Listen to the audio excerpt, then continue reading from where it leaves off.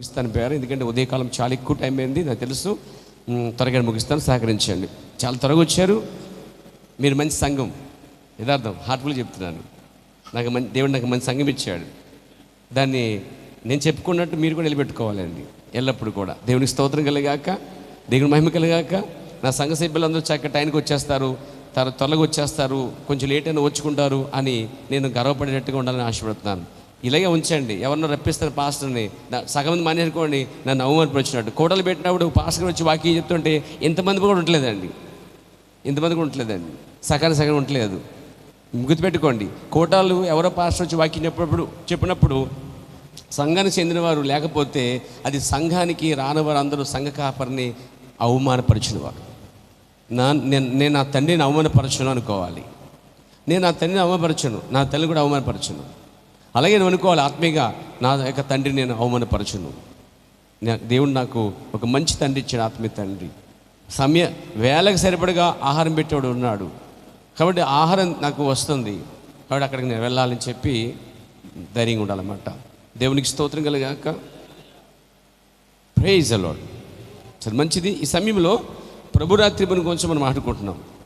చూడండి, ప్రభురాత్రి భోజనం అనేది ఇక్కడ 20 వచ్చి చూడండి. నేను మీకు అప్పగించి నన్ను ప్రభు వలన పొంది తిని అని ఎవరంటారంటే పౌలు గారు చెప్తున్నాడు. యాక్చువల్గా పౌలు యేసు ప్రభు చేతిలోంచి డైరెక్ట్గా పొందుకోలేదు దీన్ని. అర్థమైందండి? ఏమంటారు ఇక్కడ? నేను మీకు అప్పగించిన దాన్ని ప్రభు వలన పొంది తిని. ఈ రొట్టె రాక్షసం అనే ఈ యొక్క కార్యం అంతా కూడా నేను ప్రభు వలన పొంది తిని అంటున్నాడు. వాస్తవానికి ప్రభు అయిన యేసుక్రీస్తు వారు శారీరక దినాల్లో ఆ శిష్యులతో ఇచ్చినప్పుడు ఆ శిష్యుల గుంపులో ఇతడు లేడండి. కానీ ఏమంటున్నాడు? నేను దాన్ని ప్రభు వలన పొంది తిని అన్నాడు. అంటే దేవుడు అతనికి డైరెక్ట్గానే ప్రత్యక్షపరచబడ్డాడు. అంటే ఆ యొక్క దబసీడి దగ్గర ప్రత్యక్షపరచబడి వాక్యాన్ని బయలుపరిచాడు. పూర్తిగా అపోస్తుల బట్టి పూర్తిగా బయలుపరిచాడు. మీకు తెలుసా, ఈ అపోస్తుల దగ్గరికి వెళ్ళి పౌలు ఏమీ నేర్చుకోలేదండి, ఏమీ నేర్చుకోలేదు. దేవునికి స్తోత్రం కలిగాక. గల్తీ పత్రిక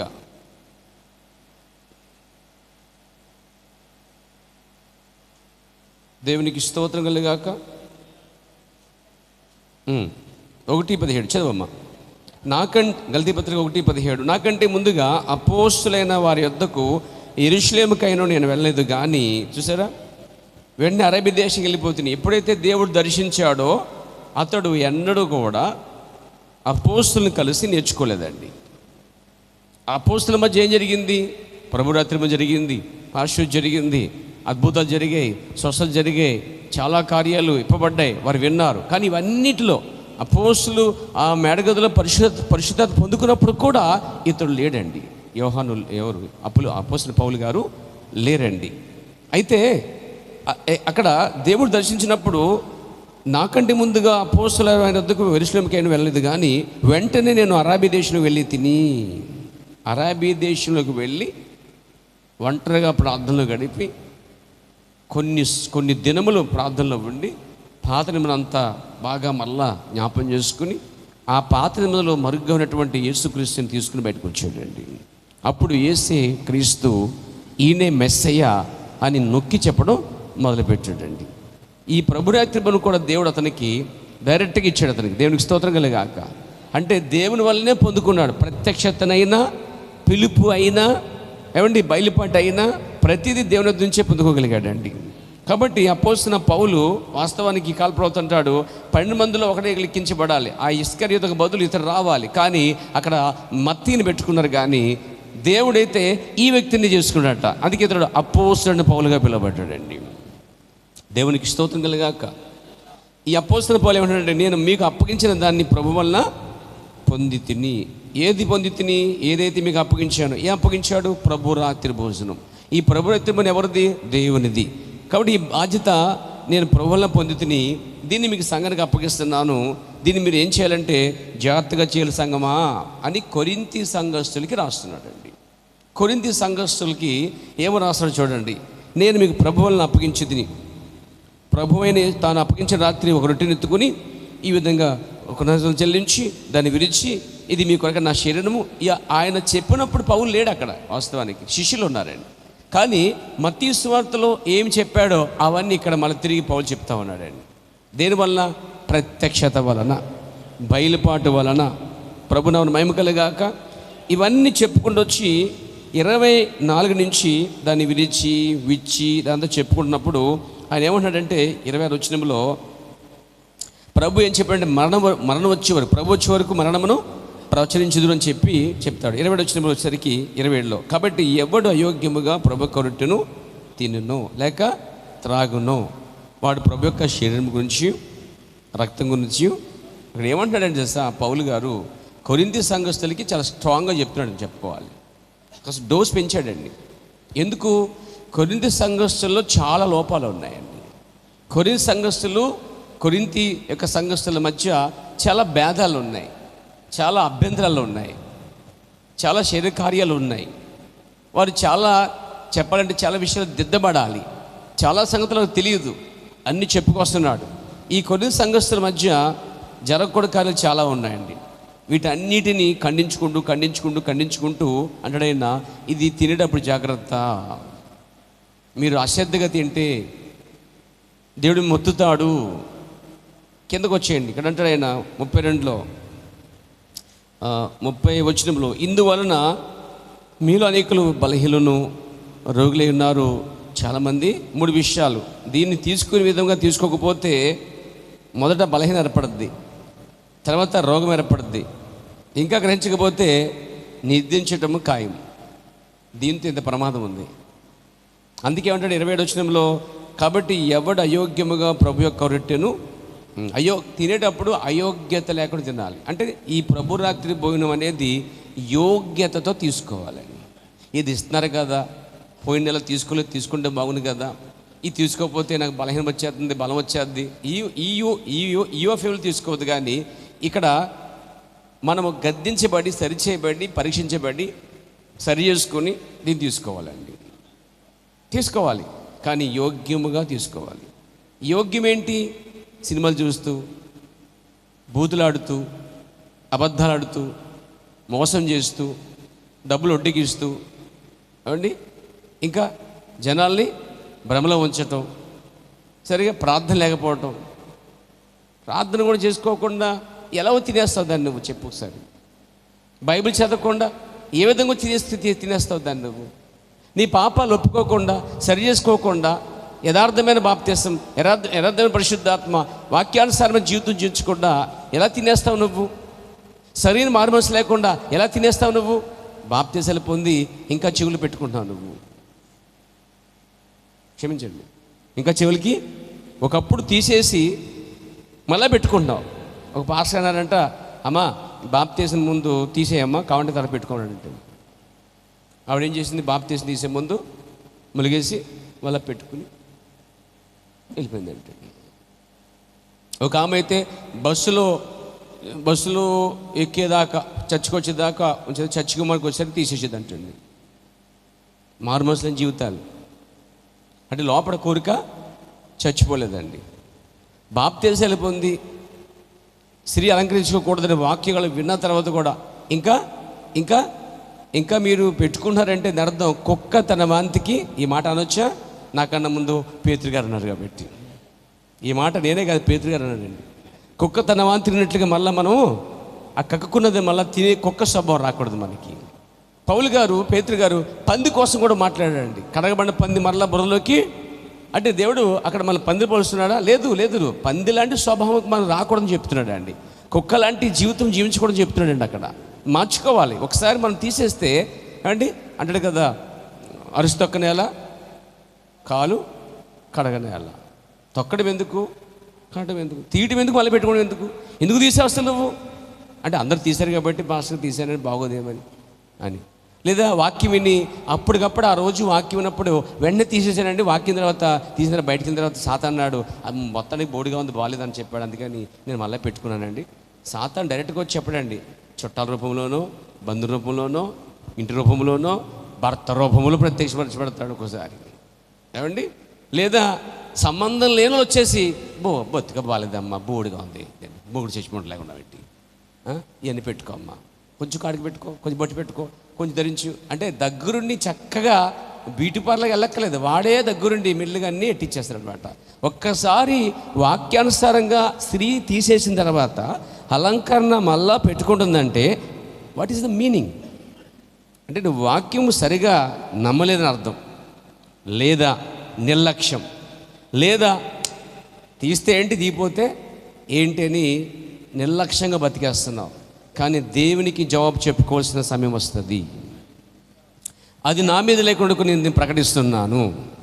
యేసుక్రీస్తు నామములో బాప్తిసం పొందిన తర్వాత, స్త్రీ అలంకరణ విషయంలో విన్న తర్వాత కూడా, స్త్రీ బోధించకూడదని చెప్పిన తర్వాత కూడా, ప్రభురాత్రి బలం చాలా ముఖ్యమైనది అని తెలుసు కూడా వాటన్నిటిని నిర్లక్ష్యం చేస్తున్నావంటే నువ్వు వాక్యానికి వ్యతిరేకంగా వెళ్తున్నావు. పౌలు మాట చెప్తాడు. అపోస్తలుడైన పౌలు గురించి దేవుడు మాట చెప్తాడు. చూడండి, అపోస్తల కార్యం గ్రంథము ఆయన ఏమంటాడు చూద్దాం. ప్రభు నామానికి మహిమ కలుగునుగాక. అపోస్తల కార్యం గ్రంథము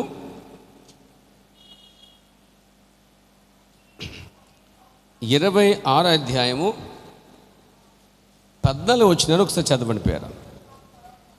మేమందరమును నేల పడినప్పుడు, గమనించండి, సవుల నన్నెందుకు హింసించుచున్నావు?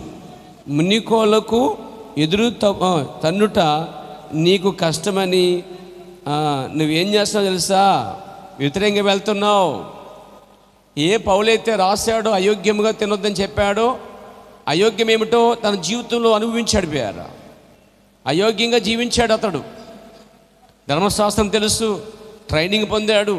చిన్నప్పటి నుంచి మంచి సమాన వయస్కుల కంటే యవనస్తుల కంటే చాలా బలంగా ఆత్మీయంగా ఉన్నాడు.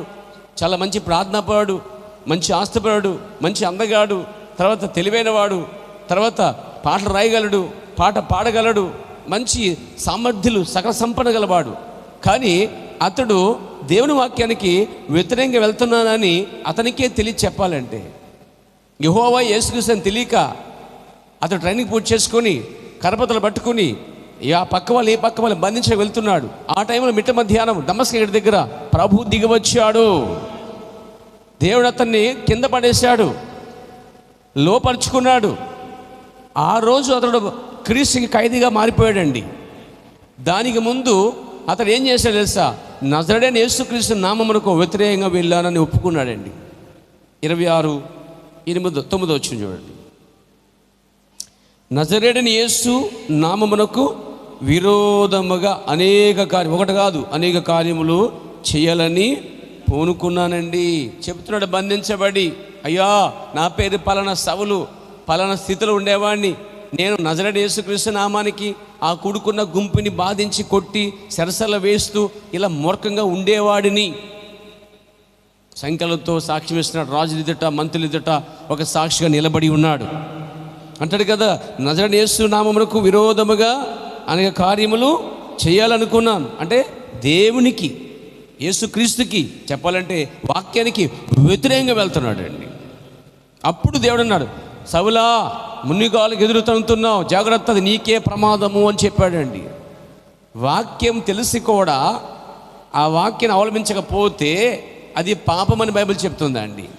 ఒక సంగతి నీకు వినబడకపోతే okay, don't worry, no problem.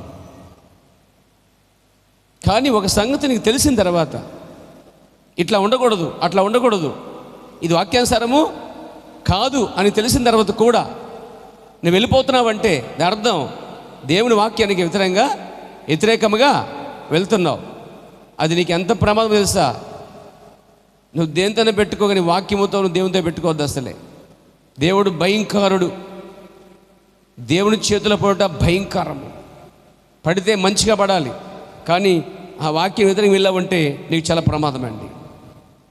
కాబట్టి దేవుడు అతను కొట్టాడండి, గుర్రం నుంచి కింద పడేశాడండి, గుడ్డు అని చేశాడండి ఆయన, పశ్చాత్తాపడి తీసుకొచ్చిన తర్వాత. కాబట్టి పౌలు అనుభవం ఏంటంటే తెలుసా? అతడు తన జీవితంలో వ్యతిరేకంగా వెళ్ళినప్పుడు దేవుడు అతను కొట్టాడండి. జీవితకాలము అతడు బంధించబడిన ఖైదీగా అయిపోయాడు, గొర్రె పిల్లగా మారిపోయాడు. కొదసింహలు ఉండేవాడు గొర్రె పిల్లగా మారిపోయాడు. హింసకుడు, హానికరుడు, పూర్వము అలాంటి వాడిని ఇలాంటి వాడిని, కానీ ప్రభువైన యేసుక్రీస్తు ప్రత్యక్షత ద్వారా నేను ఇప్పుడు ఇదిగో ఇక్కడ నిలబడి ఉన్నాను అంటున్నాడండి. మునుపు నేను ఇలాంటి వాడిని, అలాంటి వాడిని, హింసకుని, దోషకుని. అంటే జీవితంలో వాక్యానికి వ్యతిరేకంగా వెళ్తున్నాడు. అతను అన్యుడు కాదండోయ్, పక్కా యూదుడు, వాక్యాన్ని తెలిసినవాడు. అయితే యెహోవా యేసుక్రీస్తు అని తెలియక ఆ ప్రజలను బాధించినప్పుడు ఆ బోధ విధానాన్ని చెదరగొడుతున్నప్పుడు దేవుడు దిగి వచ్చాడండి. ఈ ప్రభురాత్రి భవనం కూడా వాక్యానుసారమండి. స్త్రీ అలంకరించుకోపోవటం అనేది ఏమంటే అది వాక్యానుసారం అండి. స్త్రీకి జుట్టే ముసుకండి, ఇంకా మళ్ళీ గుడ్డ ముసుకు ఎక్కర్లేదు. మనం కచ్చిపు కానీ, చున్నీ కానీ, చీర కానీ మనం ఈ తలపైన వేసుకోక్కర్లే. ఇది రోమన్ క్యాథలిక్ యొక్క సిద్ధాంతం అండి. ఇది రోమన్ క్యాథలిక్ వారు ఏం చేశారంటే డైరెక్ట్గా ఏం చేస్తారు, పిన్నులతో పాటు మొత్తం పిన్నులతో పాటు ఫిక్స్ చేసి పడేశారండి వాళ్ళకి. చూడండి, స్త్రీకి జుట్టే ముసుకని ఇప్పుడు ఈ సమయంలో బైబిల్ చూపిస్తాను మీకు. నేను చదవండి. దేవునికి స్తోత్రము కలుగును గాక. 1 కొరింథీ పత్రిక 11:15. అందరూ తినవండి. కొత్తవారు పాతవారు అందరూ తినవండి. పాతవారు కాస్త బూస్ట్ పొందకుండా కొత్తవారు ఏమో నేర్చుకోవడానికి. 11వ అధ్యాయంలో 15 వచనం, స్త్రీకి తల వెంట్రుకలు పైడి చెంగుగా ఇవ్వబడ్డాయి. ఇంకా పైడి చెంగు ఎందుకు పైనేటు? ప్రవక్త అన్నాడు, ఈ గుడ్డ ముసుగు అనేది బైబిల్లో లేదు. ఈ గుడ్డ ముసుగు అనేది రోమన్ క్యాథలిక్ ప్రవేశపెట్టారండి.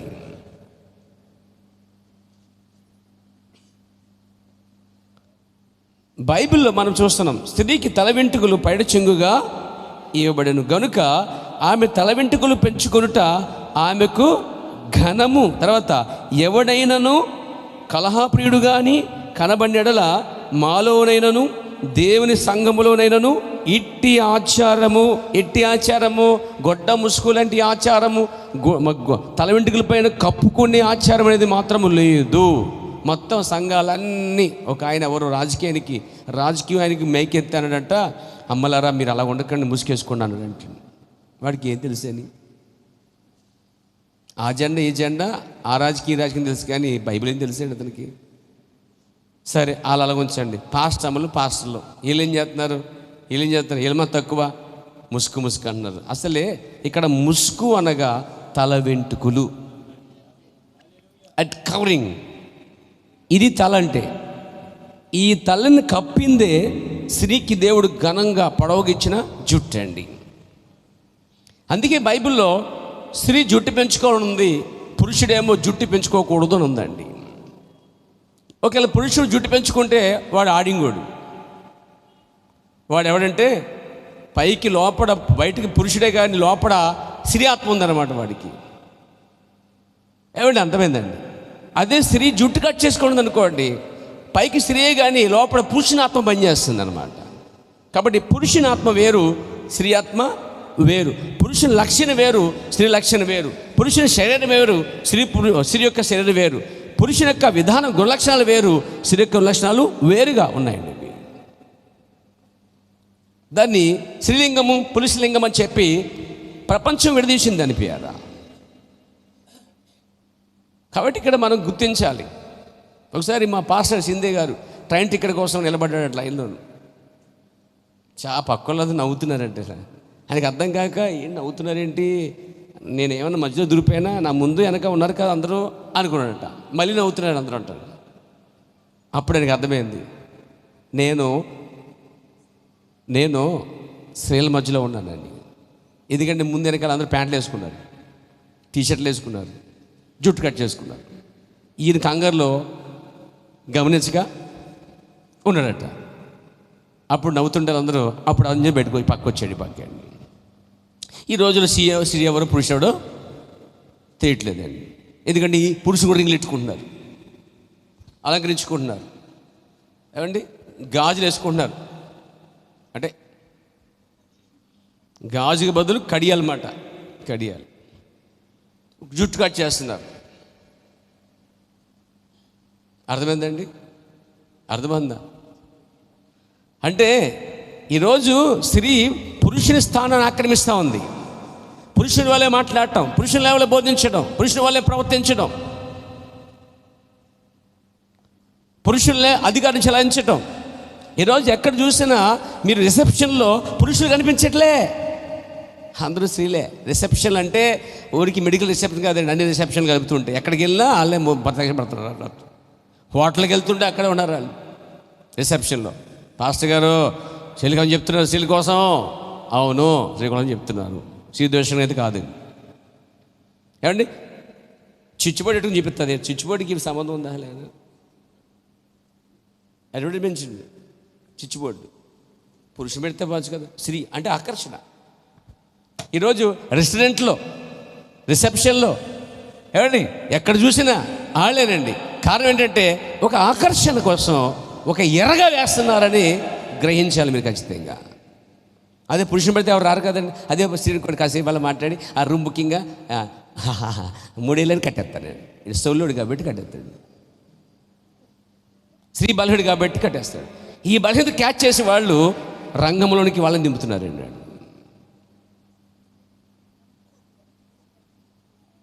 కాబట్టి సిగరెట్లు కాల్స్తుంది స్త్రీ, జుట్టు కట్ చేస్తుంది. ఈ మధ్యన ఈ యవ్వన కాలం పిల్లలు ఈ మధ్య వార్తలు బయటనప్పుడు గుట్కా లాంటివి, విస్కీ లాంటివి, బీర్ లాంటివి యవ్వన పిల్లలు, కాలేజీ పిల్లలు వీళ్ళు తాగేస్తున్నారండి. అది పెద్ద అపెత్తనం కాదుకుంటున్నారు వాళ్ళు. అయోగ్యత యోగ్యతకి తేడా తెలియని ప్రజలండి వాళ్ళు. ఈరోజు క్రైస్తవులు చాలామంది టీషర్ట్లు వేసుకుంటారు, ఆడవాళ్ళు ప్యాంట్లు వేసుకుంటారు, అన్నీ పెట్టుకుంటారు, సిగరెట్ కాల్స్తారు, మందులు వస్తారు, పబ్కి దానికి పోయి భయంకర తిరుగుతూ ఉంటారు. చెడిపోయింది క్రైస్తవ ప్రపంచం ఈరోజు. దానికోసం చదువుతలు మాట్లాడరు, పాస్టర్లు నోరెప్పరు, దానికోసం మాట్లాడరు. ఎందుకంటే ప్రజలు ధైర్యం పెరిపోయారా, ఒక ఆత్మ పనిచేస్తుంది, భయంకర ఆత్మ. కాబట్టి స్త్రీకి జుట్టే ముసుగు. జుట్టించుకో అమ్మ, కట్ చేసుకోవద్దు, అలంకరణలు పెట్టుకోవద్దు. కాటికి పెడతారు కొంతమంది వీలో. నేను చాలాసార్లు గమనించి అనుకోండి, కొంచెం అప్పుడప్పుడు అబ్జర్వ్ చేస్తూ ఉంటాను. కాటికి పెడతారు బాప్తిసాలు పొందిన వాళ్ళు కూడా. ఒక ఆమె అడిగాను, కాటికి ఎందుకమ్మంటే అంటే కళ్ళు మండిపోతున్నాయి, ఇంకేం దొరకలేదు నీకు, మెడికల్ స్టోర్కి వెళ్తే చాలా మందులు ఉన్నాయండి, కాటికి అసలు కలిగి పెట్టకూడదు. అని అడిగితే బైబిల్లో ఆధారం ఉంది, చూపించమంటారా? ఏసీల గ్రంథం తిరగండి అమ్మ, తిరగండి. దేవునికి స్తోత్రం కలిగాక. ఎక్కడ ఉంది పట్టుకోండి. దేవునికి స్తోత్రం. దొరకాలి మనకి, అది పట్టుకోవాలి. దొరికేసింది నాకు, ఇంకెవరికైనా దొరికిందా? ఏసీల గ్రంథం. నా మీద ఆరపడిపోకండి, కాస్త మీరు కూడా చూడండి అమ్మా, మరి బొత్తికి మీద పడేయకుండా. 23వ అధ్యాయం.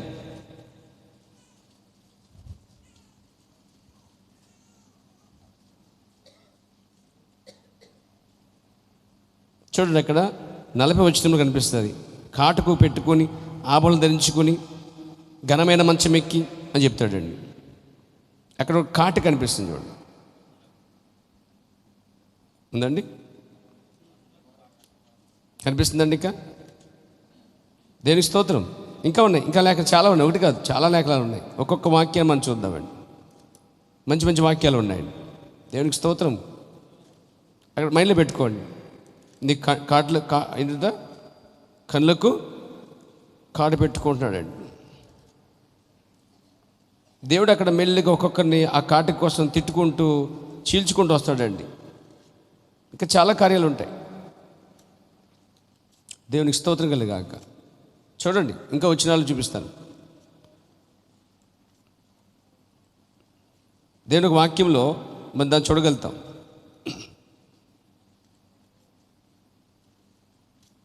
చాలా స్పష్టంగా ఉంది. కళ్ళకు కాటుకు పెట్టుకుని ఆపలు ధరించుకుని ఘనమైన మంచం మీద కూర్చుండి, ఇవన్నీ అక్కడ రాయబడ్డాయి. ఇంకో చోట అయితే కాస్త కొంచెం ఎక్కువ పెంచాయన ఆయన తిడుతూ ఉంటాడు. చోట కాటుకుతో నువ్వు కళ్ళు పెద్దగా చేస్తున్నావు అని కూడా తిడతాడండి. ఇందులోనే ఆ వాక్యం కూడా ఉంది. దేవునికి స్తోత్రం కలిగాక.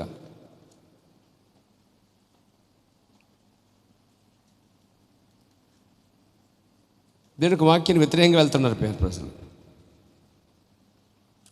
మనం ఎన్నడూ వాక్యం వ్యతిరేకంగా వెళ్ళకూడదు. వింటున్నారా? హల్లెలూయా. చూడండి, దేవునికి వాక్యం రాయబడిన సందర్భాలు ఉన్నాయి.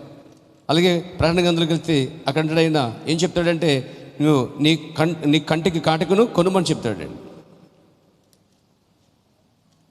చాలా సందర్భాల్లో ఆయన ఖండించాడు, బుద్ధి చెప్పాడు, గద్దించాడు. దేవునికి స్తోత్రం కలుగాక. చెప్పొచ్చా? దేవునికి మహిమ కలుగాక. ఇరిమియా గ్రంథంకి వద్దాం. చూడండి, ఇరిమియా గ్రంథం కూడా చెప్తాడన్నమాట. అక్కడ కూడా మనకు వాక్యం రాయబడుద్ది. ఇరిమియాలో, యెహెజ్కేలులో, చాలా చోట వాక్యాల్లో ఆయన దాన్ని బోధిస్తూ ఉంటాడు. వింటున్నారా? ఇక్కడ ఇరిమియా గ్రంథం చూస్తే 4 దగ్గర రండి, అక్కడ కూడా చాలా స్పష్టంగా ఉంటుంది. యెహెజ్కేలులో కొంత, ఇరిమియాలో కొంత, ప్రకటనలో కొంత, చాలా చోట్ల అక్కడక్కడ ఉంటుంది. 4వ అధ్యాయము 30 వచనం గమనించండి. ఇప్పుడు దోచుకునబడదానా, నీవేమి చేదువు, రక్తవర్ణము వస్త్రములు కట్టుకొని సువర్ణ భూషణములు ధరించి కాటుకు చేత నీ కన్నులు పెద్దవగా చేసుకొనుచున్నావే. నిన్ను నీవు అలంకరించుకొనుట. అలంకరించుకోవాల్సింది వస్త్రాలు కాదు, వస్తువులు కాదండి. అలంకరించుకోవాల్సింది ఆ మెరుపులు కాదు, కానీ వాక్యము, నీతి వాక్యముతో, నీతి వస్త్రముతో సంఘం అనేది అలంకరించుకోవాలి. ఇక్కడ కాటుకు చేత నీ కళ్ళు పెద్దవిగా. ఎవరు అంటున్నారు చిన్నగా ఉన్నాడు కళ్ళండి, కాటుకు పెడితే పెద్దగా ఉంటాయంట. ఎలా పెద్దగా అయిపోతాయండి అయ్యి? సైజులు ఏమైనా మారిపోయేలా ఉబ్బిపోతాయండి ఏమన్నాను. కాబట్టి దేవుని వాక్య ప్రకారం స్త్రీ కాటికి పెట్టుకోకూడదు. ఏమండి? పువ్వులు పెట్టుకోకూడదు, తెలుసా? బైబిల్లో ఉంది, పువ్వులు పెట్టుకోకూడదు, రింగులు పెట్టుకోకూడదు, అలంకరణ పెట్టుకోకూడదు, ముసుగు వేయకూడదు. ఒకటండి, చాలా ఉన్నాయి. పురుషుల మీద అధికారం చేయకూడదు, బోధ చేయకూడదు, తమ పురుషులు లోబడి జీవించాల్సి ఉంది. ఇన్ని లేఖనాలు స్త్రీ కోసం ఉన్నట్టుగానే పురుషుని కోసం కూడా చాలా లేఖనాలు ఉన్నాయండి. పురుషుడు ఏమండి ఒకే భార్యతో జీవించాలి, ఒక స్త్రీతో మాత్రం నివసించాలి, అబద్ధం ఉండకూడదు. పెళ్ళైన పురుషులు భార్యకు తెలియకుండా ఏ రహస్యాలు తంత్రం అంతా నడపకూడదండి. అన్నీ పంచుకోవాలి. నువ్వు పంచుకోలేదంటే ఎక్కడో లోపం ఉంది, ఎక్కడో తప్పు ఉంది. అలాగే స్త్రీలు కూడా తమ పురుషులకు పంచుకోవాలి, పంచుకోలేదంటే లోపం ఉంది. కాబట్టి ప్రతిదీ వాక్యమేనండి. ఈరోజు క్రైస్తవులు డ్రెస్సులో కానీ, వాటిలో కానీ, వీటిలో కానీ, క్రైస్తవులు ఇక్కడ పురుషులు మాకు తక్కువ. చుట్లో బిడులు తాగుతూ, ఇదే పురుషులు తిని తాగుతూ, ఇదే పురుషులు పానపాకలు వేసుకుంటూ, ఇదే పురుషులు గుప్పుతూ, ఇలాంటి చెడ్డ కార్యాల నుంచి పూర్తిగా బయటికి రావాలన్నమాట. అయోగ్యముగా తినవద్దండి, యోగ్యముగా తినాలి, పూర్తిగా మారాలి, పరిపూర్ణంగా మార్చుకుని తినాలి. ఒకవేళ మార్చుకోకుండా అలాగే నీతిగా ఉండకుండా వాక్యాసనం ఉండకుండా తీసుకుని తింటున్నావు అనుకోండి, బైబిల్ చెప్తుంది బలహీనం అవుతావు, రెండోది రోగం అవుతావు, మూడోది నిద్రిస్తావు అన్నాడు. ఇవన్నీ అలా ఉంచండి. ఇంకో మాట ఉంది అక్కడ, ఆయన వచ్చినప్పుడు లోకానికి తీర్పు తీరుస్తాడట. లోకంతో పాటు మనకు శిక్షా విధి కలుగున్నట్లు ఇక్కడే శిక్షించబడదామంటాడు పౌలు గారు. అది కూడా చూద్దాం. పేర వాక్యం చూడండి. శుద్ధీకరణ ఇక్కడే జరగాలంటాడండి. చూడండి, మొదటి కొరింథీ పత్రిక 11వ అధ్యాయము 31వ వచనం. మనమే విమర్శించుకుని ఎడల, సరిగ్గా మన విమర్శన, దాన్ని స్వపరీక్ష అంటారు, విమర్శ అనుకుంటారా? ఆ విధంగా వాక్యం వచ్చినప్పుడు సరి చేసుకుంటాం అనేది స్వపరీక్ష, లేకపోతే సరి చేసుకుంటాం అనమాట. విమర్శించుకోవడమే స్వవిమర్శ అంటారు దాన్ని. నీవే విమర్శించుకుంటావు. సరిగా లేను, ఈరోజు సరిగా ప్రాణం చేయలేదు, సరిగా ఈరోజు వాక్యం చదవలేదు, ఈరోజు సరిగా నేను దేవుని దగ్గరికి జీవించలేదు అని సరి చేసుకోవాలి. అలా సరి చేసుకోకుండా ఏమండి తీర్పు పొందకుండా ఏమంటాడట, మనం తీర్పు పొందిన ఎడల, ఇక్కడ మనం తీర్పు పొందిన ఎడల, తీర్పు పొందితే లోకంతో పాటు మనకు శిక్ష విధి, అంటే లోకంతో పాటు శిక్ష ఉండదు, దానికి ముందు తీర్పు కావాలి. ఎక్కడ తీర్పు జరిగింది తెలుసా? దేవుని దగ్గర తీర్పు ప్రారంభించబడింది. నువ్వే దేవుని ఇల్లు ఉన్నావు అంటే ముందువే నీకు తీర్పు తెచ్చుకోవాలి. ఉదాహరణ చెప్తాను. దావీదు ఉన్నాడు, ఒక తప్పు చేశాడు, అతను ఎదురు తీర్పు వచ్చిందనమాట. తానేదో ఎదుటివాడు అన్నట్టుగా తీర్పు తెచ్చబోతున్నాడు. తెలుసా? తనకు తానే తీర్పు తెచ్చుకున్నాడని తనకు తెలియదండి. ప్రవక్త ఎత్తి ఆ మనుషుడు నువ్వే అన్నప్పుడు తనకు తానే తీర్పు తెచ్చుకున్నాడండి. అది తెలియక తీర్పు తెచ్చుకుంటున్నాడు. కానీ మన వాక్యం వచ్చాక ఇది కరెక్ట్ కాదు, నేను చేసేది రైట్ కాదని నీకు నీవే తీర్పు తెచ్చుకోగలిగితే దాని అర్థం చర్చి లోపడే ఒక తీర్పు జరగాలి నీకు. వాక్యం వచ్చినప్పుడే అవును నిజమే, ఇది వాక్యం కరెక్టే, దీని ప్రకారం ఉండలేదు, నేను వాక్యానికి వ్యతిరేకంగా వెళ్తున్నాను, నేను దేవుడు కొడతాడేమో అని భయంతో నీకు నువ్వే ఏం చేయాలి దాన్ని స్వపరీక్ష అంటావు, లేకపోతే తీర్పు అనమాట. నీకు నీవే తీర్పు తెచ్చుకుంటాం. అది కనుక జరిగిందనుకోండి చర్చిలో. రెండో చూడండి, లోకముతో పాటు మనకు శిక్షా విధి కలగకున్నట్లు అనమాట చెప్పాలంటే. Praise the lord. ప్రభు చేత శిక్షించబడుచున్నాం. ఎక్కడ శిక్షించబడతాం? ప్రభు చేత. అక్కడ బస్సులో తండ్రి శిక్షణ, తల్లి లాలింపు అని ఉంటుందన్నమాట. లాలింపే. కొంతమంది తాలింపెడతారండి పిల్లల గురించి ఏమాత్రం అవగాహన లేని వాళ్ళండి అందరూ. ఒకసారి చిరక బాధేసి నానా బూతులు అడ్డేస్తారన్నమాట. ఆ బూతులన్నీ ఎలా ఉంటాయంటే ఆ పక్క ఈ పక్క చెంపను వాయించుకుని ఉంటుంది. సరిగే వింటే గాడిద అంటూ ఉంటుంది, కుక్క అంటూ ఉంటుంది, పంది అంటూ ఉంటుంది. మరి పంది పిల్ల పందే కదా, గాడిద పిల్ల గాడిదే కదా అనే జ్ఞానము ఉండదండి. వాళ్ళు ఏమనుకుంటారంటే వాళ్ళే నేను పందిని, నా పిల్ల పంది పిల్ల, అది కుక్క పిల్ల, నేను పెద్ద కుక్కని చిన్న కుక్క అని వాళ్ళు తిట్టుకుంటారు బట్టండి. వాళ్ళు గ్రహింపులేని జీవితాలు. నిజా మన మాట అవునంటే అవును, దేవుడు దాన్ని వింటున్నాడండి. దేవునికి స్తోత్రం కలుగాక. తీర్పు ఎక్కడ జరగాలి? వాక్యం వచ్చినప్పుడు వాక్యానుసారముగా ఉన్నప్పుడు కట్టుకోవాలి. వాక్యంలో ఉంది, ఇలా ఉంది, ఇదిగో ప్రభుత్వం, ఇదిగో పారిశుద్ధి, ఇదిగో వాక్యానుసారం, ఇది అపోస్తుల బోధ, ఇది వాక్యం, ఇదిగో కాలం ప్రవర్తున్నాడు, ఇదిగో దేవుడు ముగ్గురు ఒక్కడు, ఇదిగో ఇది విధంగా అన్నీ చెప్పబడ్డాయి. ఈ ప్రకారంగా వచ్చినప్పుడు సరి చేసుకుంటామే నీకు నువ్వు తీర్పు తెచ్చుకుంటాం. అలా జరగకపోతే లోకానికి దేవుడు గురించి తీర్పు తెచ్చిపోతున్నాడు. ప్రతిదిన జరిగే సమయం వస్తుంది, అప్పుడు దేవుడు లోకంతో పాటు నిన్ను కూడా ఏం చేస్తాడు? ఒక విధంగా చెప్పడండి, ప్రవర్త కాలంలో ఒక స్త్రీ ఎంత చెప్పినా బట్టల విషయంలో సరిగ్గా ఉండలేదు. ఆమె టైట్గా వేస్తుంది, జుట్టు కట్ చేస్తుంది, లిఫ్ట్కి పెడుతుంది, గోల్డ్ రంగులు వేస్తుంది, రింగులు పెడుతుంది, వచ్చి ప్రభుత్వం తీసుకుంటుంది. దేవుని ప్రవర్త అతను ఆమె నాటకం పరచలే. పెద్దలు వచ్చి అన్నారు, అయ్యా చాలా ఆవేశం వచ్చి, అయ్యా ఎందుకు ఆమెకి అవకాశం ఇస్తున్నావు, ఎందుకు ఆమె తింటున్నప్పుడు ఎందుకు అడ్డుకోవట్లేదు, ఎందుకు ఆపట్లేదు అంటున్నప్పుడు ఆయన అన్నాడు, మీరెంత గట్టిగా నా దగ్గర వచ్చి అడుగుతున్నారు, అంత గట్టిగా ఇదివరకు వాక్యం చెప్పాను నేను వాళ్ళకి. నా వాక్యం అయితే నేను చెప్పగలిగాను, అయినా విని కూడా వచ్చి తీసుకున్నారంటే అర్థము ఆమె కొరకు 6వ ముద్ర తెరవబడద్ది, అంటే శ్రమల్లోకి వెళ్ళిపోద్ది, ఆమె ఎత్తబడదని చెప్పాడండి. అయితే అది ఆమె సరి చేసుకుని ఎత్తబడక మునిపే సరి చేసుకుని తీర్పు తీసుకుని నేను వాక్యసరం లేను అని గ్రహించి పశ్చాత్తాపడి సరి చేసుకుంటే ఆమె తీర్పులోకి పోదండి. తీర్పు ప్రభు చేత మనం ఇక్కడ పొందాలి. వాక్యం వచ్చినప్పుడే ఆ తీర్పు జరిగిద్ది. సరి చేసుకోవాలి.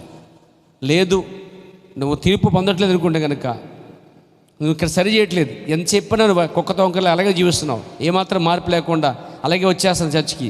జీవితం అయితే ఏదో పైకాల పెద్ద భక్తి పరులుగా నటిస్తున్నావు, కానీ లోపల చాలా కార్యాలు సరిగా ఉండట్లేదు అనుకోండి. ఇక దేవుడు ఏం చేస్తా చూసి సంఘం తీసుకుపోతాను విడిచిపెడతాడండి. నువ్వు విడబడతావు. అప్పుడు లోకంతో పాటు నీకు తీర్పు జరగబోద్దండి. వాళ్ళకి వచ్చే శిక్ష నీకు కూడా జరిగిద్ది. వాళ్ళ మీద పడే అగ్ని నీ మీద పడుద్ది, వాళ్ళని కాల్చే అగ్ని నిన్ను కాల్స్తుంది. ఎందుకంటే నిన్ను శుద్ధి చేస్తాడు అక్కడండి. ఎందుకంటే ఎత్తవాడికి ముందు సంఘంలో శుద్ధీకరణ జరగకపోతే విడబడిన తర్వాత లోకంతో పాటు నీకు శుద్ధీకరణ ఖాయమండి. మళ్ళీ చదవండి, మీకు అర్థమైంది. 32వ వచనం చూడండి. మనము తీర్పు పొందిన ఎడల అంటే తీర్పోటు పొందాలంటాడు ఇక్కడ. అది విషయం. తీర్పు పొందడం అంటే ఏంటి?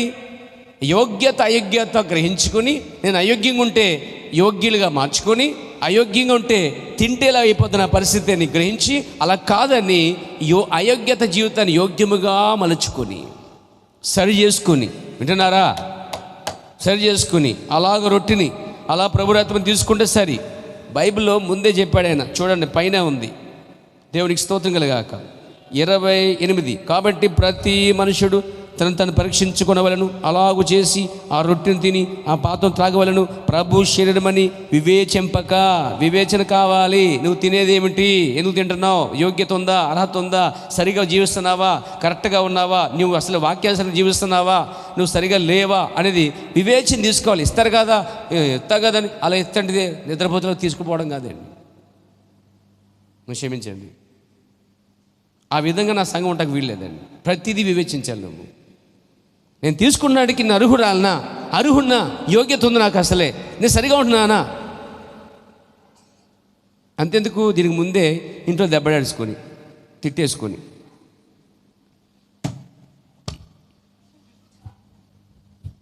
చర్చిలోకి వచ్చేసి ప్రార్థన చేసేసి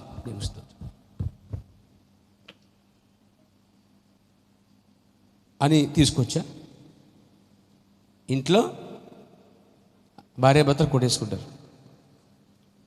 మాటలు ఉండవు, అసలు మాటలు ఉండవు. మధ్యలో వీళ్ళిద్దరికి ఎవరి మధ్య అంటే పిల్లల బలి, బహుబలి, మామూలు బలి కాదు. తిట్టాలంటే ఎవరిని, పిల్లల్ని తిట్టాలి. నేను తిట్టలేదు, దాన్ని తిట్టాను. డైరెక్ట్గా తిట్లాకిడికి కొట్లాకెళ్ళి కొట్టేస్తుంటాడు. ఈ ఆత్మ అలా పనిచేస్తుందండి. ఇక్కడికి వచ్చి లాడ్సప్ తీసుకుంటాం. అక్కడేమో సమాధానం లేదు భార్యాభర్తలకి, పిల్లలకి మంచి సమాధానం ఉండదు. ఏదైనా తల్లి అంటే పిల్ల గిన్నె ఇలా పడేస్తుంది, కూరడు సైకిల్ ఇలా పడేస్తాడు, లేకపోతే ఒక కుండిపాటు ఏదన్నా బయట తన్నేసి ఏవో రూపాయలు కనపడుతుంటాయి అన్నమాట. ఇక్కడికి వచ్చి మాత్రం ముసుగు దొంగలాగా, క్షమించండి మిమ్మల్ని తిట్టలేదు, మిమ్మల్ని మంచి వాళ్ళ కోసం మాట్లాడలేదు, అలాంటి వాళ్ళ కోసం దేవుడు చెప్తున్నాడండి. దాన్ని తీసి తినేస్తుంటారు. అమ్మని సరిగా చూడని వాళ్ళు, నాన్న సరిగా పట్టించుకునే వాళ్ళు, భార్యను పట్టించుకునే వాళ్ళు, భర్తను పట్టించుకునే వాళ్ళు, కాసేపు ప్రేమగా లేకుండా కసిరి పడుతూ ఉసిరి పడుతూ కేకలు వేస్తూ కొట్టేసుకుంటూ తిట్టేసుకుంటూ మాటలు లేకుండా ఇక్కడికి వచ్చి తీసుకుంటారు. యోగ్యత లేదు అసలు. నువ్వు ఐక్యతగా ఉండాలి. నీ భర్త నీ భార్య మధ్య సరైన ఐక్యత ఉండాలి, ప్రేమ ఉండాలి. మంచిగా మాట్లాడుతున్నావా లేదో చూడు. గౌరవిస్తున్నావా నీ భర్తను? నువ్వు ఇంట్లో భర్తను గౌరవించవు, ఇక్కడికి వచ్చి లాడ్సప్ తీసుకుంటావు. ఏ విధంగా యోగ్యత నీకు ఉంది అసలే? నీ పురుషుని గౌరవించిన దానివి ఆత్మీయ పురుషుడు యేసుక్రీస్తు వారిని ఎలా గౌరవిస్తావు? నువ్వు నీ తోటి సహోదరిని ప్రేమించలేదు, క్షమించలేనివి నువ్వు వచ్చి ఎలా విధంగా తింటావు అసలు? దీన్ని నీకేమైనా భేదం ఉండేలా ముందు దాన్ని ఏం చేయాలట? అక్కడనే ఆపి ఆ బలిపీఠం దగ్గర ప్రార్థన విధానం అర్పణ ఆపి వచ్చి నీ ప్రతివాదితో సమాధానం పడిన తర్వాత అప్పుడు దీన్ని తీసుకోవాలి.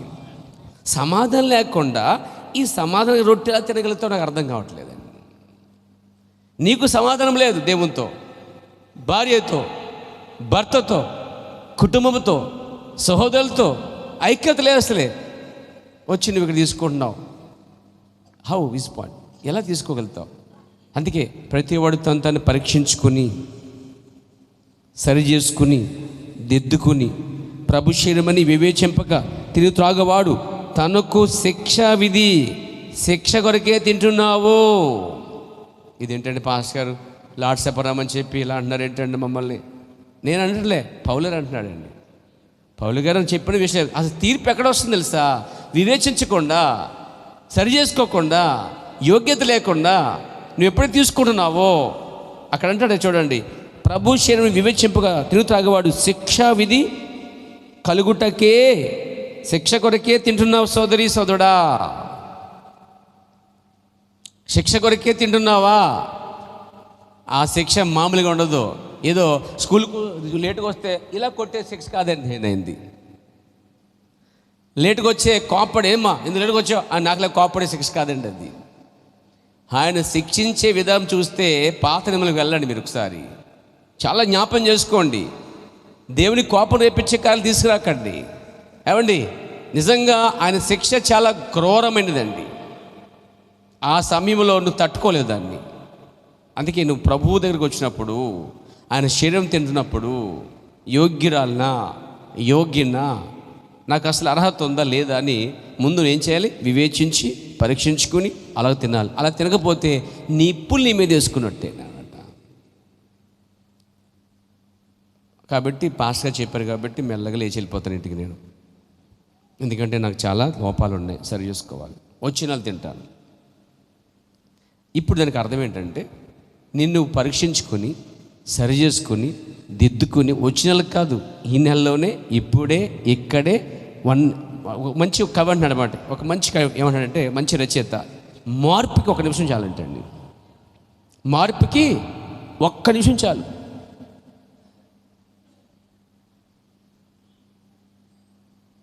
ఈ విధంగా వాక్యం వచ్చినప్పుడు ఇక్కడే మార్పు తీసుకుని సరి చేసుకొని పశ్చాత్తాపడి సమాధానపడి తిరిగి నువ్వు తీసుకోవచ్చు అన్నమాట.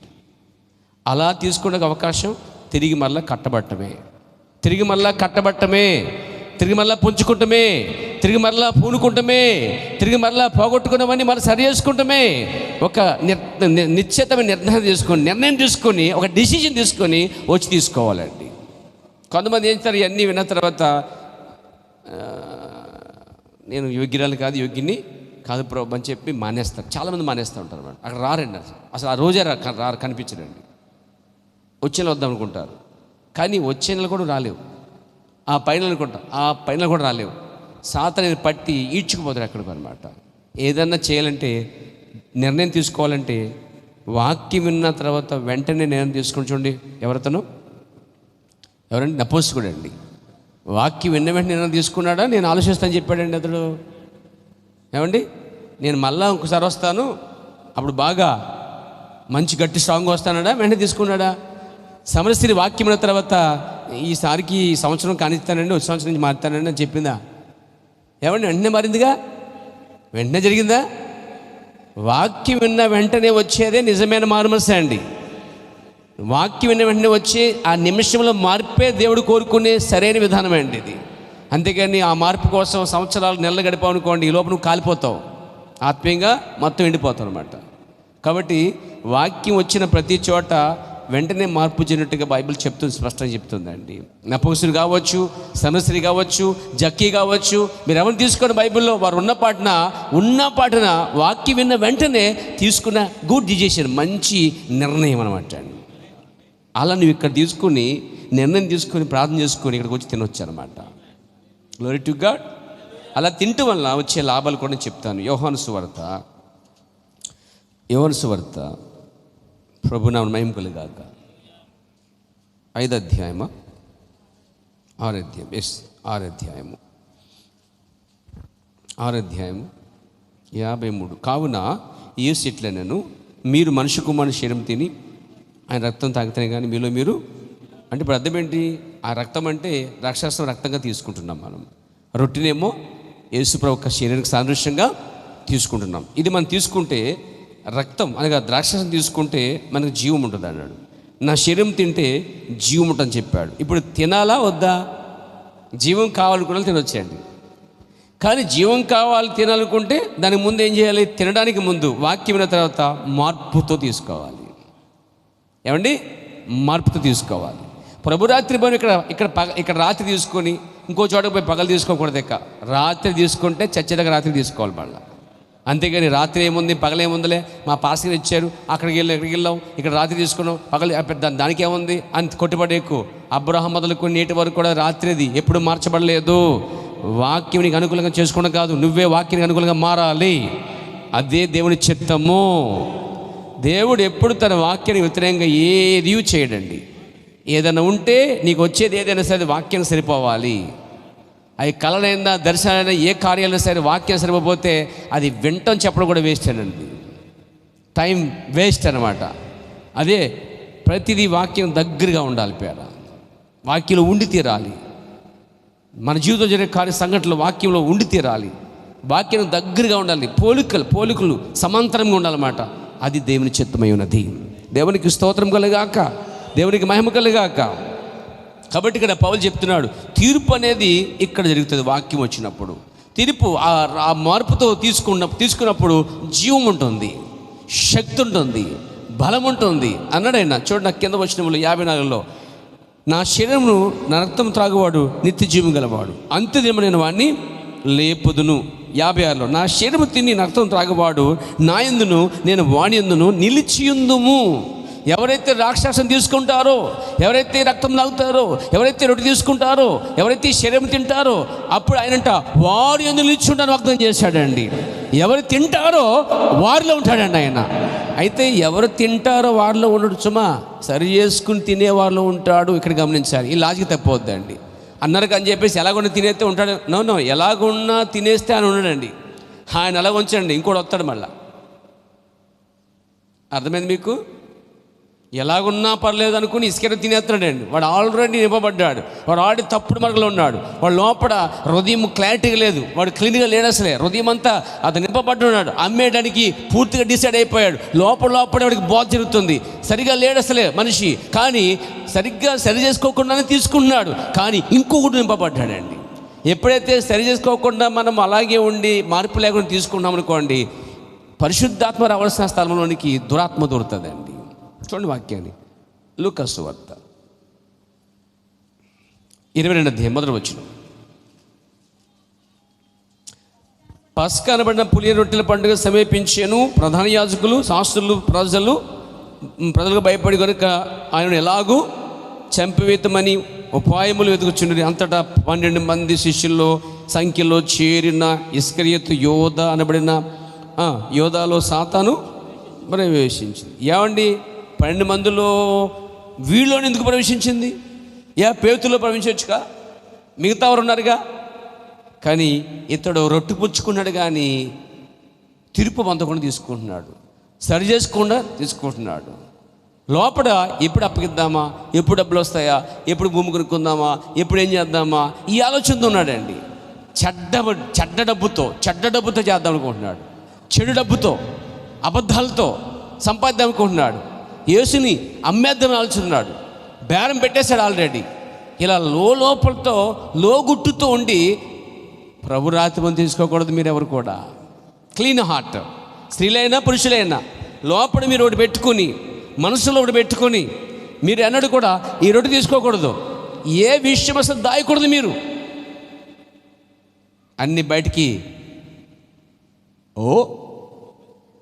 ఓపెన్ అని చెప్పు, వాంతి చేసుకోవాలి, మొత్తం బయటకు వచ్చేయాలండి, క్లీన్ అయిపోవాలి, అప్పుడు తీసుకోవాలండి. లోపల నువ్వు ఏదన్నా విరోధమైన భావంతో సహోదరుల మీద, సేవకుల మీద, పెద్దల మీద, భార్యాభర్తల మీద, పిల్లల మీద, ఇతరుల మీద, వారి మీద ఏదైనా లోపం పెట్టుకుని నువ్వు ఆ విధంగా తీసుకున్నావు అనుకోండి, పరిశుద్ధాత్మ రాడు. ఆ ప్లాట్ఫామ్ పరిశుద్ధాత్మకు పనిచేయదండి. ఆ చెడ్డ ప్లాట్ఫామ్ పీకి పడేసి సరి చేసుకుంటే మంచి పరిశుద్ధమైన ప్లాట్ఫామ్ కడితే పరిశుద్ధాత్మకు వస్తాడు. కానీ చెడ్డ ప్లాట్ఫామ్ మీదకి చెడ్డవాడే వస్తాడండి. చెడ్డ హృదయం అయితే ఆ చెడ్డ హృదయం మీదకి వాడే ప్రవేశిస్తాడు. అందుకే ఈ హృదయం పూర్తిగా చెడిపోయిందండి. చెడ్డ హృదయం అది, చెడ్డ ప్లాట్ఫామ్ అనమాట. చెడిపోయిందో కట్టుకున్నాడు, అబద్ధాలతో కట్టుకున్నాడు, మోసంతో కట్టుకున్నాడు. వెంటనే దురాత్మ వల్ల ప్రవేశించిందండి. కాబట్టి ఈ రాత్రి నీ ప్లాట్ఫామ్, హృదయంలో ప్లాట్ఫామ్ పరిశుద్ధంగా ఉందా? క్లీన్ హార్ట్, హృదయ శుద్ధి గల తండ్రి దేవుణ్ణి చూచదు. అలా లేకపోతే యేసుప్రభు రాక బదులు వేరొకరు వస్తారండి. నీ చేతిలో ఉంది, నీ ఇష్టం. ఎవరు పిలిస్తే వాళ్ళు వస్తారు. దేవునికి స్తోత్రం కలిగాక. ఇస్కరియోతు వద్ద పిలిచాడు, లోపంతో కట్టుకున్నాడు, అపిత్రంతో కట్టుకున్నాడు. సరిగా దిద్దుకు అసలు చెప్పాలంటే, ప్రభువా నేను చెడ్డబని చేస్తున్నాను, నా మనసులో ఎప్పటి నుంచో ఉంది, నేను నమ్మేద్దాం అనుకున్నాను, కానీ నేను పశ్చాత్తాపడతాను, ఈ పని చేయకూడదు అని పశ్చాత్తాపడాలి. పశ్చాత్తాపడ్డా?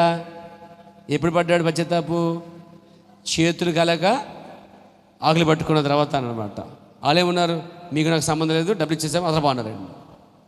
అప్పుడు దెయ్యం పట్టి ఏం చేయలేక అప్పుడు పశ్చాత్తాపడుతున్నాడు. టైం అయిపోయింది. పశ్చాత్తాపం టైం ఉంటుంది. సరైన టైంలో పశ్చాత్తాపడకుండా వేరే టైంలో పశ్చాత్తాపడితే ఉపాయం లేదండి. ఇంకా అడిగి అర్థం కాక దెయ్యం పట్టాడు కాబట్టి ఊరేసి చచ్చిపోయాడండి. పడవలసిన టైంలో పశ్చాత్తాపడకుండా, రైట్ టైంలో పశ్చాత్తాపడకుండా, రైట్ టైంలో కనెక్ట్ అవ్వకుండా, రైట్ టైంతో ఉండకుండా రాంగ్ టైంలో వస్తే ఇలాగ ఉంటుంది. అయిపోయింది, టైం అయిపోయింది. ఇంకా వాడు గొయ్యి తవ్వుకున్నాడండి. ఏమంటున్నానంటే లోపల పెట్టుకుని ఈ రొట్టె పుచ్చుకోవద్దు అంటున్నాను. మరొక ఇసుకేదో పరిస్థితి తెచ్చుకోవద్దు అంటున్నాను పేరా. అలాగే క్లీన్ హార్ట్ తోటి యథార్థంగా తీసుకో. ఆయన ఉంటాడు మీతోటి, నీలో నివసిస్తాడని. ఆయన యేసుప్రభువే నీలో నివసిస్తుంటే జీవితం ఎలా ఉంటుంది? సారవంతంగా ఉంటుందండి. యేసుప్రభు మనలో ఉంటేనే మన జీవితం ఎలా ఉంటుందంటే మధురంగా మారిపోద్దండి. ఆత్మీయంగా మధురంగా మారిపోద్ది. నీతిగా మారిపోద్ది, పరిశుద్ధిగా మారిపోద్ది. ఆ విధంగా మనం లేకపోతే కనుక పౌలు అంటున్నాడు, మీరు తీర్పు పొందకపోతే లోకంతో పాటు మీకు శిక్ష ఖాయము, గనుక మీరు సరి చేసుకోండి. మిగిలిన సంగతులు నేను మళ్ళా వస్తాను, అప్పుడు కొన్ని సరి చేస్తాను అన్నాడు. అంటే క్రమపరుస్తున్నాడు సంఘాన్ని. అక్రమంగా ఉన్న సంఘాన్ని చేస్తాడు, క్రమపరుస్తున్నాడు. కొరింథీ సంఘం చాలా అక్రమంగా ఉన్నారండి. వారి మధ్య చాలా భేదాలు ఉన్నాయి, అనేకమైన ఈడ్చులు ఉన్నాయి. వారి మధ్య గ్రూపిజం ఉన్నది. వారి మధ్యన చాలా పేద గొప్ప అని, ధనవంతులు ధనికులని చాలా తేడాలు ఉన్నాయి. ప్రజల మధ్య చిన్న చిన్న విషయాలు కజ్జలు పెట్టుకుంటూ పట్లాడుతూ ఉన్నారు, కొట్టుకుంటూ ఉన్నారు, చిన్నపిల్లల వారే ఉన్నారు. వీళ్ళందరికీ చెప్తాడు అనమాట, మీరు అలా ఉండకూడదు, శిక్ష పొందుతారు అని దిద్దుబాటు సంఘముగా మార్చాడండి ఆయన. దేవునికి స్తోత్రం కలిగాక. ఇప్పుడు చెప్పండి, రెడీగా ఉంది, తీసుకోవాలి. కానీ తీసుకోవాలి వద్దా? తీసుకోవాలి. కానీ ఈ తీసుకోవడానికి ముందుగా వాక్యము చేత మనము సరిచేయబడి, తీర్పు పొందబడి, ఒప్పుకొని, మిమ్మల్ని మీరు యోగ్యంగా ఎంచుకొని దీన్ని తీసుకోవాల్సిన బాధ్యత ఉంది. ఇప్పుడు దీన్ని తీసుకున్న తర్వాత ఆయన మీలో ఉంటాడు. ఆయన మీలో ఉంటే పరలోకం ఉన్నట్టు కదండి. ఆయన నీలో ఉంటే మొత్తం నీ అక్కర్లన్నీ తీర్చుకోడు కదండి ఆయన. కాబట్టి ఆయన మనలో ఉండాలనుకుంటే ఆయనకి తగ్గ ప్లాట్ఫామ్ మన హృదయంలో కట్టుకోవాలండి. ఇక దేవునికి స్తోత్రం కలిగాక. ఇక ఆఖరి మాట ఏంటంటే దశమ భాగం అనేది ఉన్నది. ప్రభురాత్మను తీసుకునే వాళ్ళందరూ కూడా అబ్రాహాముల దశమము చెల్లించుకోవాలి. దేవునికి స్తోత్రం. 10వ భాగం అనేది మలాకీ 4 అధ్యాయం ప్రకారముగా, లేక మలాకీ 10 అధ్యాయం ప్రకారముగా, మలాకీ 3:10 ప్రకారముగా దశభాగము యెహోవాకి ఇచ్చి చెల్లించాలండి. దేవుని ముందు తీసుకురావాలి, దేవునికి ఇవ్వాలి. లేవీకాండం 27:30 ప్రకారముగా అన్నిట్లో దశమం చెల్లించుకోవాలి. యెహెజ్కేలు 44:30 ప్రకారముగా అండి భూఫలములో వాటిలో వీటిలో అన్నిట్లో దేవుని చెల్లించుకోవాలి. అది వాక్యం, అలా వాక్యం. నీ ఆస్తిలో భాగము దేవునికి ఇవ్వాలి. సామెతలు 3:9. అపోస్తలుల కార్యము 5:3 మనం చూస్తున్నాము, భూమి అమ్మి కొంత దాచిపెట్టారు వాళ్ళు. భూమి అమ్మినప్పుడు వచ్చే డబ్బులో కూడా దశమం చెల్లించాలి నువ్వు. పాస్టర్ గారండి రేపు ఓట్ల ఎలక్షన్లో డబ్బులు వస్తాయండి, అప్పుడు దశమం తీస్తానండి. తీసుకోవడమే తప్పని చెప్తుంటే తప్పులు ఇంకో తప్పు చేస్తున్నాం మళ్ళా. మీకు అర్థమైంది? దొంగలందరూ కూడా అక్కడ కుండీలు వేసి, దేవుడా మమ్మల్ని కాపాడావు, దొంగతనం బాగా జరిగింది, నీకు కానికిచ్చుకున్నాం. వీళ్ళు దొంగే, వాళ్ళ దొంగే, ఇద్దరు దొంగే. ఇలాంటి వేషాలు మనము చర్చిలో వేయకూడదు. దశభాగము దేవునికి అసలు ఎప్పుడైతే ప్రభువుని రక్షకుడిగా ప్రభువుగా స్వీకరించావో, హృదయమందు ఆయన నమ్మావో, ఆనాటి నుంచి దశమ తీయాలి. అసలే బాప్తిస్మం కాదు, అసలే ప్రభువుని స్వీకరించిన దినం నుంచి కూడా దశమ తీయాలి లెక్క పెట్టి. ప్రైజ్ గాడ్, ఆమేన్. ఆదికాండం 14 అధ్యాయంలో మొట్టమొదట దశమం చెల్లించింది అబ్రహాం అండి. అబ్రహాం దశభాగం చెల్లించాడట. ఆదికాండంలో అబ్రహాము చెల్లించాడు. ఆదికాండం 28 అధ్యాయంలో యాకోబు చెల్లించాడు. Praise God. యాకోబు అంటాడు, నీవు నాకు ఇచ్చు యావత్తులో 10వ వంతు నిత్యముగా నీకు చెల్లించేదని మొక్కుకున్నాను కూడా అండి. నువ్వు నాకు ఏదైతే ఇస్తావో ప్రతి యావత్తులో, ప్రతి దాంట్లో కూడా నువ్వు నాకు ఇచ్చే ప్రతి దాంట్లో నీ దశమం చెల్లిస్తానని చెప్పి యాకోబు మొక్కుకున్నాడు, ఒట్టు పెట్టుకున్నాడు. పేర దేవునికి ప్రమాణం చేశాడు. Praise the Lord. అందుకే ప్రవక్త అంటాడు, మలాకి అనే ప్రవక్త అంటాడు, 10వ భాగము ప్రతి సర్పంలు ఇయ్యక దొంగిలిత్తిరి. దశభాగం ఇవ్వకపోవటమే దొంగతనమండి. ప్రతి సర్పంలు ఇవ్వకపోవటమే దొంగతనమండి. ఆ దొంగతనం బట్టి వచ్చే శాపం అంటాడండి ఆయన. దోచుకునే వారుగా ఉన్నారు కనుక మీరు శాపరస్తులై ఉన్నారు. నా మందిరంలో ఆహారం ఉన్నట్లు 10వ భాగం అంతా మీరు నా మందిరం తీసుకురండి. దీన్ని చేసి నన్ను శోధించండి, అప్పుడు ఆకాశవాగులు ఇప్పి పట్టజన దీవుళ్ళు ఇస్తానని చెప్పి వాగ్దానం చేశాడండి. ఏమండి, ఆకాశములు ఇప్పి పట్టజన దీవులు ఇస్తాడా? నువ్వు సాగది అక్కర్లే, ఇస్తాడు. ఇస్తాడా? ఇస్తాడు. చూడు, కావాలంటే ఇచ్చి చూడు. నీకు పెట్టుకునే స్థలం ఉండదు అసలే. ఇరికిరిగ్గా ఉంటుంది నీ గురువు, ఇరికిరిగ్గా ఉంటుంది నీ గదులు. నీకు పెద్ద గదులు కట్టుకో. రేపు ఆ చిన్న పరగొట్టేసి పెద్ద గదులు కట్టుకో, అది కూడా నింపేస్తాడండి ఆయన. ఇంకా పెద్ద కట్టుకో, నింపేస్తాడు ఆయన. కానీ నువ్వు ఇస్తే, శోధిస్తే అప్పుడు దేవుడు ఆకాశం ఇస్తాడండి. నువ్వు ఇవ్వో, శోధించో, ఆయన ఇవ్వడు. నీ గది అంతే, నీ పడక గది అంతే, నీ పర్సు గాలి తీసిన పొరలాగా అంతే. ఇచ్చేవరకు నీ పర్సాలు ఉబ్బుతుంది, పేపర్లు పెట్టుకుంటావు, నోట్లు పెట్టుకుంటావు. దేవునికి ఇస్తే నీ గ్యాస్ బండ ఎప్పుడంతే ఎంచుకునే దిక్కులేని పరిస్థితి ఏర్పడుతుంది. కనీసం 950-1000 రూపాయలకు వచ్చేది అంతే. పొయ్యే గతి, పొలాల పొయ్య. ఎందుకు ఉండలేదు? దేవుడికి ఇవ్వట్లేదు, నీకు ఇవ్వట్లేదు. ఇచ్చి చూడు దేవునికి. సమృద్ధిమైన ఆహారం ఇచ్చేవాడు ఆయన, డబ్బులు ఇచ్చేవాడు ఆయన. అందుకే నువ్వు ఆయనకి ఇచ్చుటలో రాజీ పడవద్దు, మార్పు చెందొద్దు. ఆయన ఇవ్వటంలో మార్పు చెందడు, మారడండి. నువ్వు ఇచ్చుట్లో మారిపోవద్దండి. దేవునికి స్తోత్రం కలిగాక. బైబిల్ చెప్తుంది పేర చాలా సందర్భాల్లో. కొరింథీ పత్రిక 2వ అధ్యాయంలో అంటాడు ఆయన 9:6, కొంచెముగా విత్తువాడు కొంచెముగా పంట కొయ్యును, పిసింతనంగా ఇవ్వాడు అంటాడండి. పిసింతనముగా ఇయ్యి రాదు, ధారాళముగా ఇవ్వాలి అంటాడండి. పుచ్చుకుడు కంటే ఇచ్చుట, పుచ్చుకునడం. ప్రభు అది లేదు, ప్రభు ఇది లేదు, ప్రభు అది లేదు, ప్రభు ఇది లేదు అని ప్రభుని అడిగి పొందడమే కాదు, ప్రభుకి చెల్లించవలసినవి ఉన్నాయి చెల్లించు. ఎంతసేపు అది లేదు, ఇది లేదు, ఇది లేదు అడుగుతున్నావు, మంచిదే, పుచ్చుకోండి. ఆయన ఇస్తున్నాడు, అడుగుతున్నావు కాబట్టి ఇస్తున్నాడు. కానీ నువ్వు పుచ్చుకుంటమే కాదు, ఇచ్చుడు కూడా నేర్చుకోవాలి. దేవునికి, దేవుడి నుంచి స్వస్థత పొందుకోవడమే కాదు, దేవునికి ఇవ్వాలి. దేవుని రక్షణ పొందుకోవడమే కాదు, దేవునికి ఇవ్వాలి. దేవుడి నుంచి పొందవలసిన ఆశీర్వాదాలు పొందడమే కాదు, నువ్వు ఇవ్వాల్సిన ఆ వాక్య నెరవేర్చాలి. అందుకే నువ్వు పుచ్చుకుంటమే కాదు, ఎల్లప్పుడూ దేవుడు ఇచ్చేవాడిగా ఉన్నాడు, ఖచ్చితంగా ఇస్తాడు ఆయన. కానీ నువ్వు కూడా దేవునికి అబ్రాహాములు ఇవ్వాలి, యాకోబులు ఇవ్వాలి. వాళ్ళు చూడండి, వాళ్ళు ఇచ్చారు కాబట్టి అధికమైన ధనవంతులుగా మారిపోయారండి వాళ్ళు. మీరు ధనవంతులు అవ్వాలనుకుంటే, మీరు అత్యధికంగా దీవించబడాలనుకుంటే, సకల ఆశీర్వాదాలు కావాలనుకుంటే ఇలా అడగొచ్చా? ఎంతమందికి సకల ఆశీర్వాదం చెప్పలేదు, సకల ఆశీర్వాదం ఎంతమందికి కావాలి? ఇక్కడ సకల అంటే అన్నిటిలో, ఆరోగ్యంలో, ఆహారంలో, వస్త్రములో, ఇల్లులో, జీవితంలో నీకు ఏం కావాలో అన్నీ మొత్తం సకల అనే పదం వర్ణించలేమండి. అన్లిమిటెడ్ ఆ పదం. సకల ఆశీర్వాదాలు కావాలి. అందరూ కూడా చేతులు పైకెత్తి దేవుని మహిమపరచండి. వాక్య ప్రకారంగా నేను ప్రతిదీ చెల్లిస్తానని ఒప్పుకోండి. అది ఇచ్చి చూడండి. కొంచెం ఇచ్చిన తర్వాత ఆ నెల కొంచెం టైట్గా ఉంటుంది, గట్టిగా ఇబ్బందిగా ఉంటుంది, నొక్కుతాడు దేవుడు కావాలండి. ఇంకో నెల టైట్గా ఉంటుంది. అయ్యి బాబోయ్ ఏమని చెప్పారు, ఇంకెవలేదేంటి 2 నెలలు 3 నెలలు వచ్చేస్తున్నాయి. దాని అర్థం జబ్బు తగ్గుతుంది అని అర్థం ఏంటంటే ప్రవర్తంటాడు, అది పెరిగిద్దంట. ఎప్పుడైతే మనం ప్రార్థన చేస్తున్నామో ఆ ప్రార్థన తర్వాత జబ్బు కాస్త, వ్యాధి కాస్త కొంచెం వేడిగా ఉంటుంది అనమాట. అంటాడండి, దాని అర్థం అది తగ్గిపోవడానికి ఒక గుర్తు అన్నాడండి ఆయన. సాధారణ ప్రార్థన చేస్తే ఎండ తగ్గిపోతుంది కొంతమంది తగ్గదు, పెరిగిద్ది అనమాట. కంగారు పడకూడదు, పెరిగిపోయినప్పుడే నువ్వు స్ట్రాంగ్గా ఉండాలి. అంటే దాని అర్థం నేను పొందబోతున్నానని గుర్తు అనమాట. దేవుని కార్యాలు ఎప్పుడు రివర్స్గా ఉంటాయండి, వ్యతిరేకంగా వెళ్తాయి. అయ్యో విశ్వాస కార్యాలండి. దేవునికి స్తోత్రం కలగాక. మీరు ఎంతమంది యథార్థంగా దశమం తీయట్లేదు ఒప్పుకోండి. రొట్టె తినేటప్పుడు క్లీన్ హార్ట్తో తీసుకోండి. ఎంతమంది చెల్లించట్లేదు?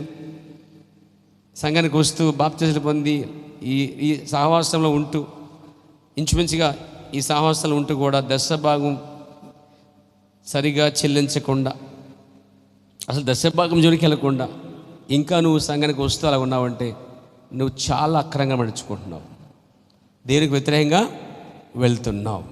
దాన్ని మీరు సరి చేసుకోవాలి, దాన్ని కూడా దిద్దుకోవాలి. పేరు ఆత్మిక వివేచన మన ప్రవర్తన మాట చెబుతున్నాను. ఆఖరిగా ఆత్మ యొక్క వివేచన.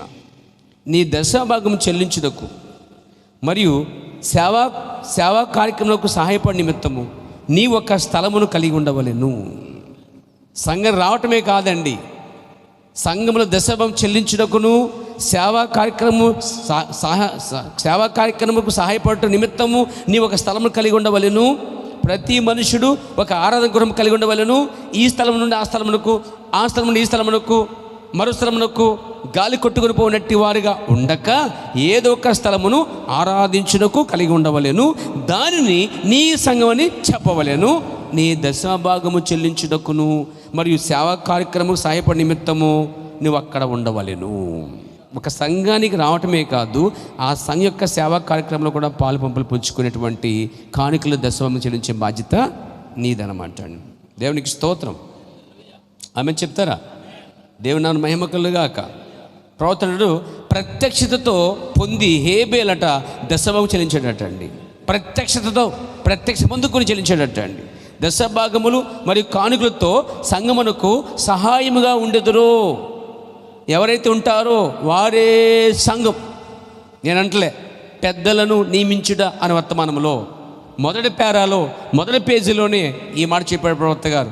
పెద్దలను నియమించుట అనే వర్తమానంలో మొదటి పేజీలో చెప్తున్నాడు, దశభాగం మరియు కానుకలతో, విన్నారా, సంఘమునకు సహాయకులుగా ఎవరైతే ఉండేదరో వారే సంఘం, వారే సంఘ సభ్యులు. ఎవరైతే వచ్చి వారి యొక్క సన్నిధిని, ఆయన యొక్క సన్నిధిని, వారి యొక్క దశభాగములు మరియు కానుకలతో సంఘమును సహాయపడతారో వారే నిజమైన సంఘమే ఉన్నారు. అటువంటి దాని మీద ఎల్లప్పుడు వారు చట్టబద్ధమైన అధికారం కలిగి ఉందురు. దశభాగం చెల్లించే వారికి అన్నిటి మీద అధికారం ఉంటుంది పేరు వారికి. దేవునికి స్తోత్రం కలిగాక. అందుకే బైబిల్ చెప్తుంది, సంఘమునకు దశభాగం ఎట్లా చెల్లించవలనో చూడండి. ఆ ప్రవక్త సంఘానికి దశభాగం చెల్లించడం ఏమిటో నేర్పించాడు ప్రవక్త బ్రహ్మం గారండి. చాలామంది అంటారు అన్నీ బోధించు కానీ ఆ దశభాగం కోసం ఎక్కువ మాట్లాడకంటారండి. నీ మాటలు ఎవరికి కావాలి? ప్రవక్త ఏం చెప్పాడు అదే కావాలి మనకి. ప్రవక్త చెప్తున్నాడు, దశభాగములన్నీ యాజకునికి వెళ్ళుచుండవలెను, సంఘ కాపులు సంఘ కాపులు దాన్ని ఇయ్యవలెను. అవును, అంతేగాని నీ దశభాగములు మరి ఎవరికి చెందవు. కొంత దశభాగం తీసుకొని వెదవరాండ్లకు వాళ్ళకి వీళ్ళకి ఇచ్చేదరు. దశభాగం తీసుకొచ్చి మందిరంలో కొన్ని పనులు లేక కొన్ని వస్తువులకి ఖర్చు పెడుతురు. దశభాగములు కొన్ని వస్తు రూపంలోనో బియ్యం రూపంలోనో లేకపోతే ఏదో ఒక రూపంలో వారు చెల్లించెదరు. అది నువ్వు వాళ్ళు చేయకూడదు. దశభాగములు ఎప్పుడు కూడా ఎదరాలకి దశభాగం తీసుకు చీరలు పంచిపెట్టడానికి దశభాగం తీసుకెళ్ళి అక్కడ ఖర్చు పెట్టాడు కాదండోయ్. దశభాగములు ఖచ్చితంగా కాపరికే వెళ్ళాలి. దశభాగము దేవుని యాజకుడు లేవి దశభాగం వల్ల జీవించును. దశభాగము దేవుని ఇంటికి తీసుకురావాలను. దాన్ని దేవుడు దీవించునని వాగ్దానం చేశాడు. దశభాగములు మరియు సంఘకాపులకు చెందును, దానివల్ల అతను జీవించును. అంతేగాని దశభాగములు ఆలయ నిర్మాణానికి కానీ, దశభాగములు కూటాలకు కానీ, దశభాగములు మిగతా కార్యక్రమం కానీ ఖర్చు పెట్టకూడదు. చాలా స్పష్టంగా చెప్పాడండి.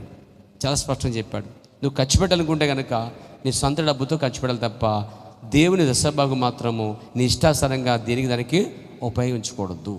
చాలామంది దశభాగం తీసి ఏం చేస్తారంటే సంఘంలో వంట చేసి పెట్టేస్తారు. అందరికీ ఏం చేస్తారంటే ఈ నెల దశభాగం అండి ఇలా ఖర్చు పెట్టేస్తారండి.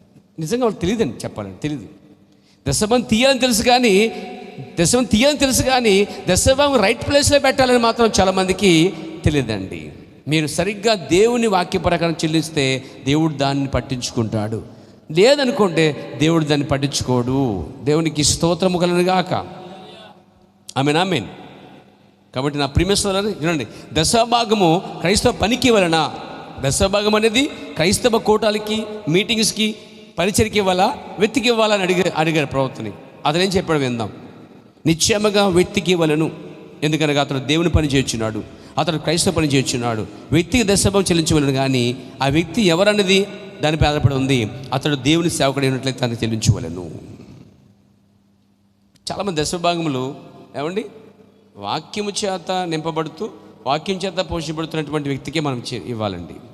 అంతేగాని వాక్యం చేత ఒక చోట బలపడుతూ ఇంకో చోట దశభాగం చెల్లించడం అనేది ఎంత మాత్రం కూడా కరెక్ట్ కాదు. హోటల్కి వెళ్ళావు, తిన్నావు, పక్క హోటల్కి వెళ్ళి బిల్లు కట్టవు. నువ్వు ఎక్కడ తిన్నావు అక్కడే బిల్లు కడతావు. ఎక్కడ ఆరాధించబడుతున్నావో, ఎక్కడ గణపరచబడుతున్నావో, ఎక్కడ దేవుని చేత దీవించబడుతున్నావో, ఎక్కడైతే నువ్వు సరిగ్గా ఆహారం చేత పోషించబడుతున్నావో, ఎక్కడైతే నీకు మార్పు వచ్చిందో, ఎవరైతే నీ బాప్తిజం ఇచ్చారో, ఎవరైతే నడిపించారు ప్రభులోనికి, ఎవరైతే నీ వాక్యం చేత ప్రతి దినం ప్రతి వారం పోషిస్తున్నారో అలాంటి వ్యక్తికి నువ్వు దశభాగములు చెల్లించాలి.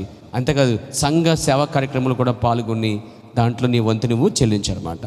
దేవుడి మాటల చేత దేవుడు దీవించును గాక. ఈ సమయంలో అందరూ కూడా కళ్ళు మూసుకొని అందరూ మోకరించి ప్రార్థనలో ఉండండి.